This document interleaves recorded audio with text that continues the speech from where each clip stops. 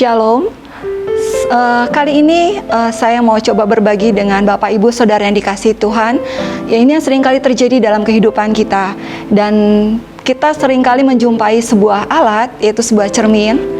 Cermin ini sering kita gunakan kalau kita misalnya mau pergi keluar, atau pada saat kita sedang berada di sebuah ruangan, atau misalnya kalau buat anak-anak di remaja, ini seringkali cermin ini sudah mulai digunakan untuk melihat gambar diri mereka. Apakah saya cantik, ganteng, atau manis, dan sebagainya. Dan seringkali cermin ini bisa bicara dalam kehidupan kita.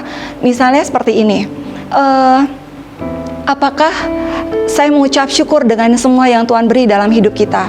Apakah saya mengucap syukur dengan semua yang Tuhan sudah kasih, yang sudah Tuhan ciptakan, yang sudah Tuhan desain dalam hidup kita?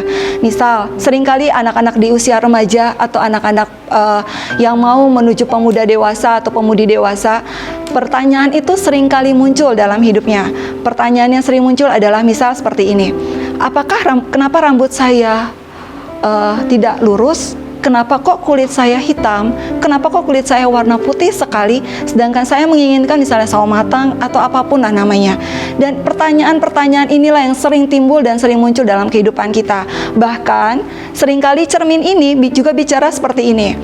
Kita melihat teman, kita melihat keluarga, kita melihat saudara, kita melihat rekan kerja, kita melihat orang-orang di sekeliling kita. Rumahnya kok bagus, kok saya tidak? Kok dia diberkati, kok saya tidak? Dan sering pertanyaan inilah yang selalu ada dan selalu ada dalam pikiran kita, bahkan di dalam hati. Saya mau bagi dalam firman Tuhan. Firman ini kita ambil dari Kejadian 1 ayat 26 sampai 27. Di ayat yang ke-26 berkata, "Berfirmanlah Allah, baiklah kita menjadikan manusia menurut gambar dan rupa kita, supaya mereka berkuasa atas ikan-ikan di laut dan burung-burung di udara, dan atas ternak, dan atas seluruh bumi, dan atas segala binatang melata yang merayap di bumi." Kata kita di sini bukan huruf kecil, tapi huruf besar. Tuhan menjadikan setiap kita, setiap manusia menjadi penguasa atas semuanya. Lewat lidah, lewat perkataan, itu bisa menjadikan sesuatu yang ajaib yang Tuhan beri dalam hidup kita.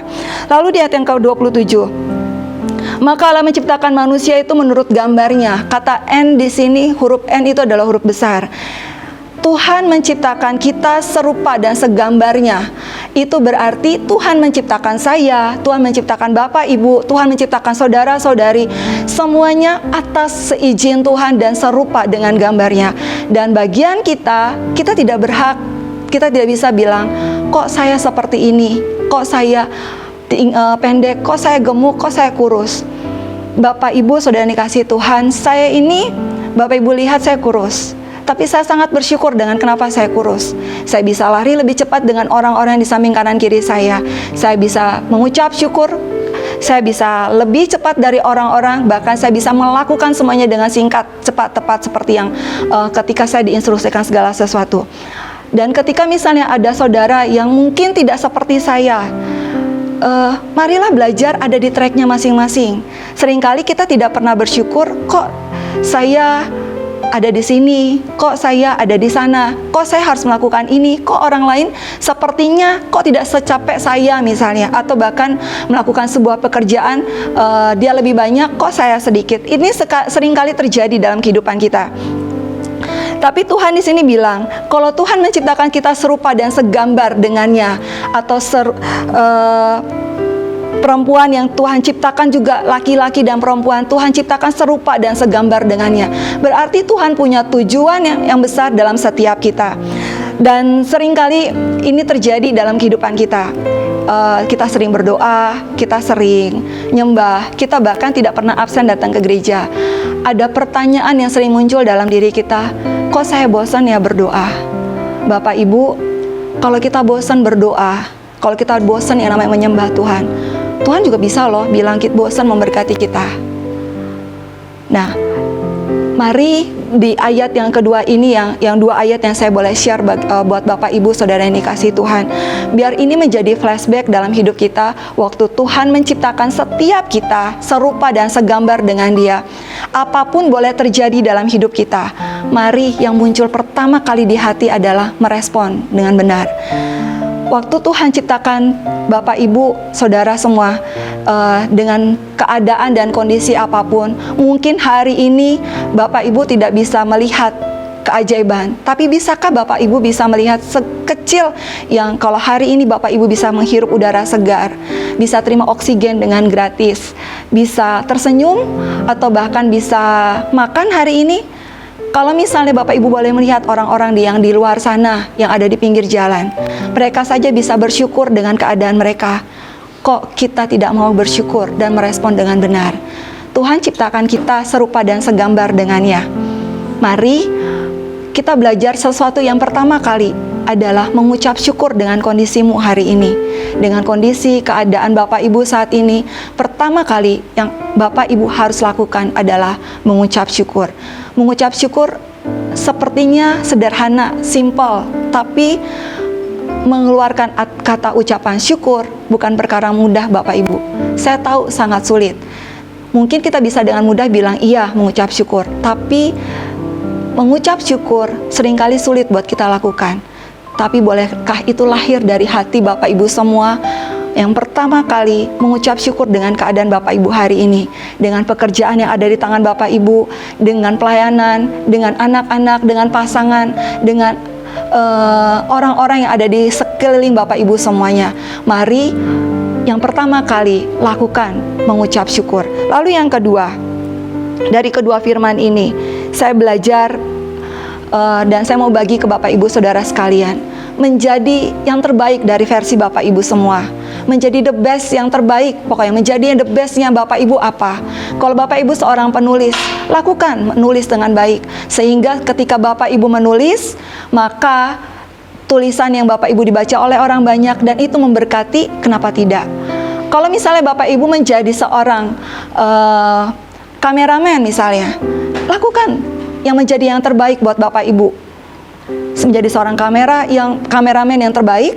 Atau misalnya juga kalau misal Bapak Ibu adalah seorang penyembah, suka nyanyi, suka memuji, suka main gitar dan alat musik, lakukan bagian Bapak Ibu Saudara semuanya menjadi seorang penyembah yang menyukakan hati Tuhan, bahkan menghadirkan hadirat Tuhan turun di setiap Bapak Ibu ada di mana saja. Kalau misalnya Bapak Ibu cuma sekedar seorang tukang parkir atau juru parkir, lakukan bagian Bapak Ibu, memarkir mobil, memarkir motor dengan tanpa marah dan menerima kondisi Bapak Ibu. Kalau tidak ada tukang parkir, kita nggak bisa parkir loh Bapak Ibu. Kalau misalnya tidak ada orang yang membantu kita mengeluarkan mobil atau motor, atau membantu supaya kita bisa keluar dari toko misalnya, atau dari sebuah supermarket atau apapun namanya, kalau tidak ada seorang juru parkir, kita nggak bisa. Kita ini ibaratnya kita saling melengkapi kayak tubuh jiwada. Tubuh kita ini ada kepala, ada tangan, ada kaki, ada semua panca indera. Kita ini saling melengkapi. Dan mari lakukan apa yang menjadi the bestnya Bapak, Ibu, Saudara-saudari, atau anak-anak remaja, atau siapapun yang melihat hari ini. Biarlah itu boleh menjadi yang terbaiknya. Lakukan di tracknya masing-masing. Jangan melihat ke kanan kalau mereka sukanya musik. Tadinya kamu tidak suka musik, jadi kepengen. Jangan, tetap lakukan apa yang menjadi bagian Bapak Ibu semua. Kalau misalnya di depan ada yang suka komputer, tapi Bapak Ibu tidak suka, terus Bapak Ibu memaksa harus menyukai, nggak apa-apa menyukai, tapi bukan berarti harus mengambil semuanya. Tapi ayo belajar ada di tracknya masing-masing, kuasai menjadi, ibaratnya seperti ini, menjadi the bestnya, menjadi bagian yang terbaik di bagian Bapak Ibu semuanya. Seperti yang tadi saya sudah sebutkan, menjadi penulis, lakukan sebagai seorang penulis. Penyembah, lakukan menjadi seorang penyembah. Kalau misalnya sebagai seorang guru, lakukan bagiannya sebagai seorang guru. Lalu yang ketiga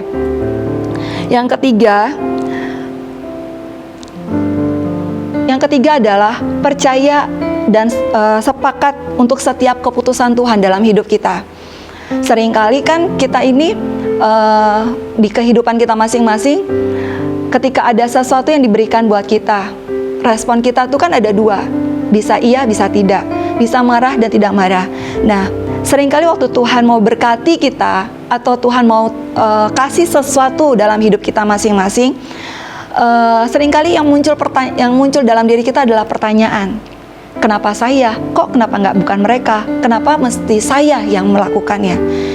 Tuhan memberikan itu buat setiap kita, bukan karena Tuhan tidak tahu, tapi Tuhan tahu kita ini punya kapasitas, punya kekuatan masing-masing dengan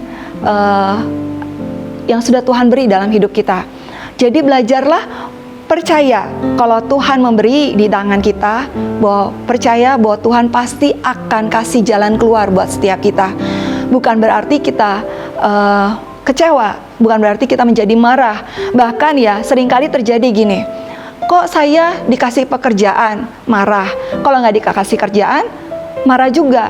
Kita nih manusia ya, jadi masih ada dagingnya. Tapi bolehkah kita belajar gini, waktu Tuhan kasih, waktu pemimpin kasih, waktu siapapun yang di atas kita, orang dewasa atau siapapun pemimpin rohani misalnya, waktu mereka kasih ke tangan kita, belajar percaya bahwa ketika itu diberikan dalam hidup kita, kita selesaikan, sepakat dengan semua yang sudah Tuhan kasih, sepakat yang pemimpin kasih dalam hidup kita. Jadi jangan bertanya, tapi belajar, terima, sepakat, lakukan. Maka dari ketiga hal yang tadi saya sudah sebutkan, waktu kita mengucap syukur, waktu kita menjadi yang terbaik di bagian kita masing-masing, waktu kita sepakat dengan Tuhan, sepakat dengan pemimpin, maka berkat yang kita rindukan itu semua beriringan, berjalan, dan kita akan nikmati semuanya. Berkat itu tidak melulu berupa uang Bapak Ibu. Berkat itu berupa damai sejahtera, sukacita dalam keluarga. Berkat itu juga berupa keluarga kita menikmati, mereka aman, mereka tenang. Itu berkat. Jadi jangan pernah melihat berkat itu uang selalu jatuh dari atas, tidak. Tapi berkat itu akan mengikuti kita waktu kita melakukan sesuatu. Mungkin hari ini kita tidak lihat, tapi waktu Tuhan berurusan dengan keluarga kita, itu berkat. Jadi belajar hari-hari ini, bahkan sampai seterusnya, kita melakukan apa yang Tuhan berikan dalam hidup kita, dan merespon dengan benar. Waktu Tuhan sudah ciptakan dan Tuhan sudah desain kita dengan baik. Tuhan ini desain kita dengan ajaib. Tidak ada satupun di antara kita punya mata yang sama. Bapak Ibu boleh lihat di cermin.